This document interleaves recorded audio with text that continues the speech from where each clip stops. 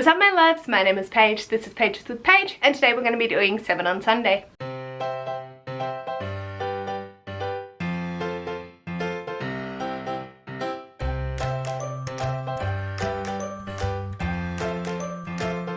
On Sunday is a Goodreads group created by Grace from G Swizzle, and I'll leave a link to both Grace's channel and the Goodreads group in the description box below.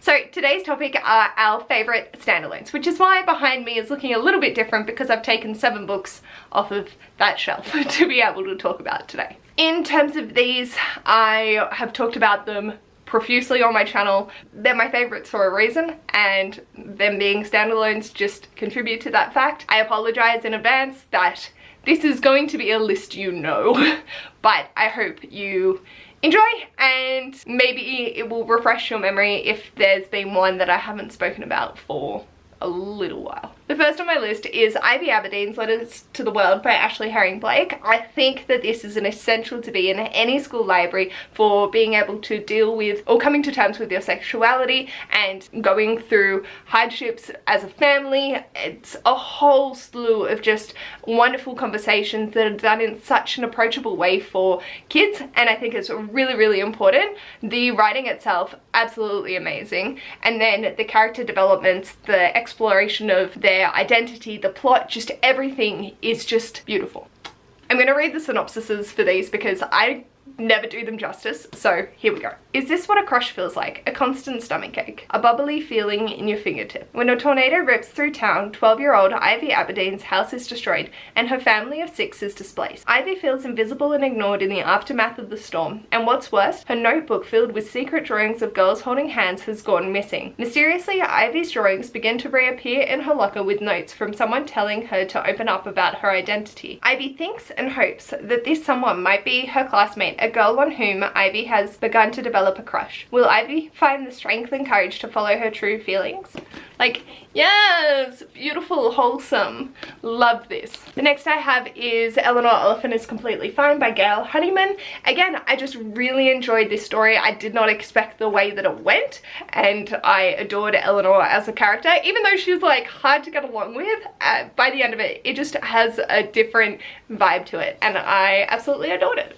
Eleanor Elephant leads a simple life. She wears the same clothes to work every day, eats the same meal deal for lunch every day, and buys the same 2 bottles of vodka to drink every weekend. Eleanor Elephant is happy. Nothing is missing from her carefully timetabled life, except sometimes everything. One simple act of kindness is about to shatter the walls Eleanor has built around herself. Now she must learn how to navigate the world that everyone else seems to take for granted, while searching for the courage to face the dark corners she's avoided all her life. Change can be good, change can be bad, but surely any change is better than fine. Yes. Ooh, oh, my heart. I just adored this. The whole reading experience was just wonderful and filled me with so much joy, but also broke me at the same time. That's going to be a theme with these books. The next is My Dark Vanessa by Kate Elizabeth Russell. Holy fucking shit, my balls. This killed my soul in the best possible way, but oh my lord. This hit way too close to home, which is why I adored it, and just the importance of having this out here, the importance of having characters like Vanessa be in the world and for anyone and everyone to understand just is amazing. Oh, fuck. The one tab that I have in this is one of the most amazing quotes which just hit home with me anytime I think about it, and I can tell you what it is without opening it, but I don't want to do that because it's not a spoiler, but it's a really powerful point. All he did was fall in love with me, and the world turned him into a monster. Vanessa Y was 15 years old when she first had sex with her English teacher. She is now 32, and in a storm of allegations against powerful men in 2017, the teacher, Jacob Strain, has just been accused of sexual abuse by another former student. Vanessa is horrified by this news because she is quite certain that the relationship she had with Strain wasn't abuse. It was love. She was sure of that. Forced to rethink her past, to revisit everything that happened, Vanessa has to redefine the great love story of her life, her great sexual awakening as rape. Now she must deal with the possibility that she might be a victim and just one of many. Feelings, loved it, cried, all of the above. Just wholeheartedly, my heart is with this book. The next is The Female of the Species by Mindy McGuinness. This book now has a really funny story associated with it, so I absolutely loved it, was raving about it, And my grandpa goes, oh, what's that? Do you think I'll like it? And I go, no, I don't think you will. And he's like, oh, okay. I'd be curious to try it. I was like, okay. So I lent it to him. He got halfway through and then went, no, this is too teenagery for me. And I'm like, yes, I understand that completely. With this book though, the progression of the story just went in a direction that I was not expecting. It absolutely shook me to my core, and I threw this across the room while gasping in the best way possible. Alex Craft knows how to kill someone, and she doesn't feel bad about it. 3 years ago, when her older sister Anna was murdered and the killer walked free, Alex uncaged the language she knows best, the language of violence. Whilst her own crime goes unpunished, Alex knows she can't be trusted among other people. Not with Jack, the star athlete, who wants to really know her, but still feels guilty over the role he played the night Anna's body was discovered. And not with PK, the preacher's kid, with a defiant streak who befriends Alex while they volunteer at an animal shelter. As their senior year unfolds, Alex's darker nature breaks out, setting these 3 teens on a collision course that will change their lives forever.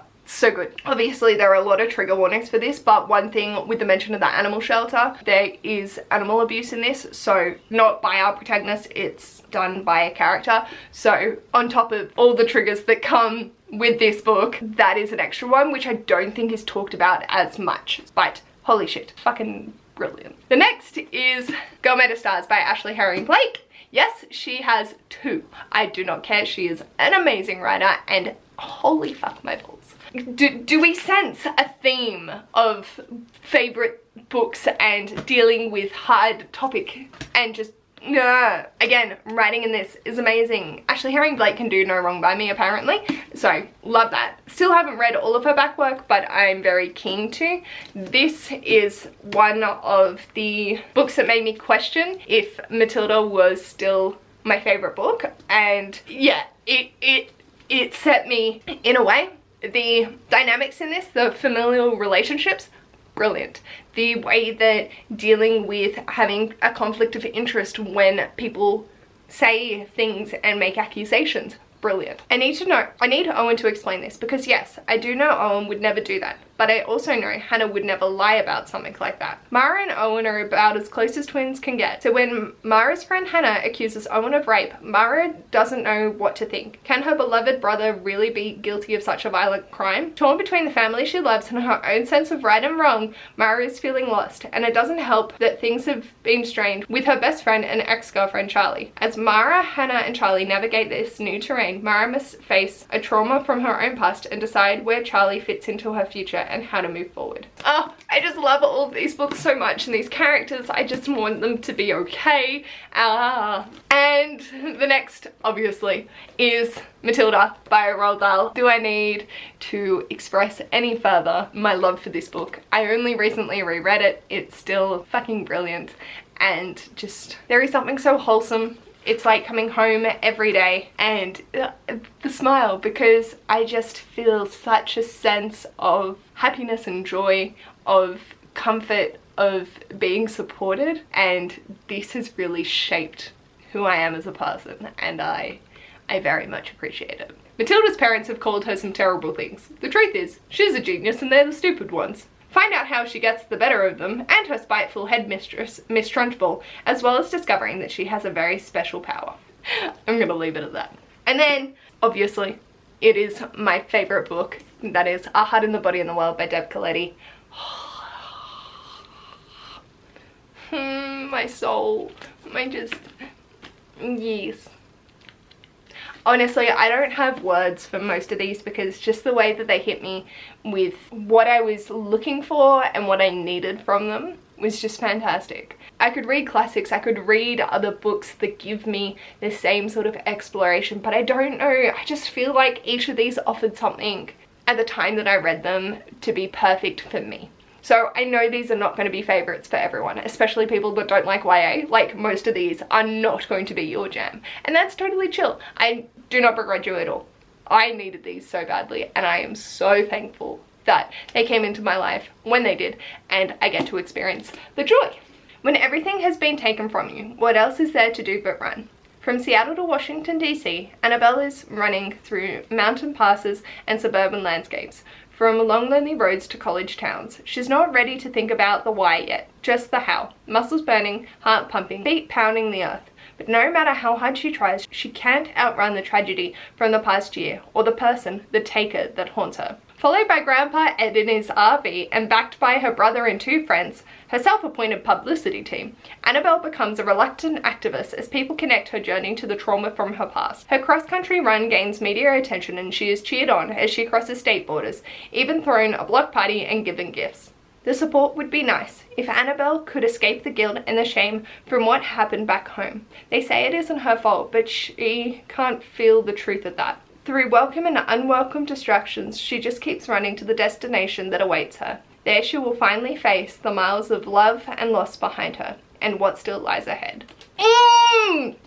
Yes! My soul, I love. Oh. I am so happy that I have the main quotes from this written down, but I'm still so sad that I don't have my tabs. This just makes me feel things, and it's fine. It's fine. We're fine. I love it.